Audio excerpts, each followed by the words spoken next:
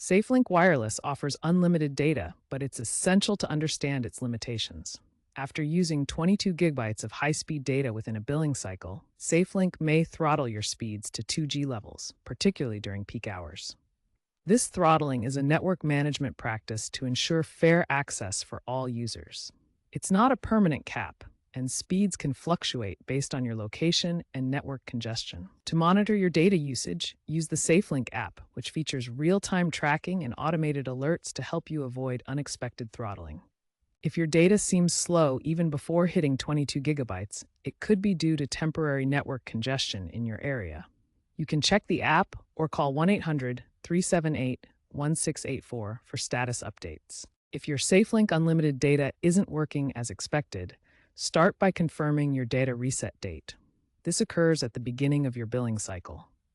Check the SafeLink app for your reset status, as delays are rare but can happen due to system updates. If throttling is occurring and you need more high-speed data, consider purchasing add-ons.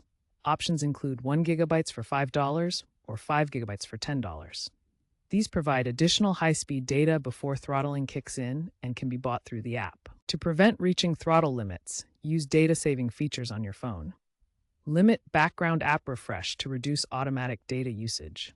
Use Wi-Fi whenever possible to conserve your cellular data for when you need it most. Ensure your SafeLink app is up to date. App glitches can sometimes cause incorrect throttling or usage reporting. Regular updates help maintain accurate data tracking and prevent common issues. If problems persist despite these steps, contact SafeLink customer service.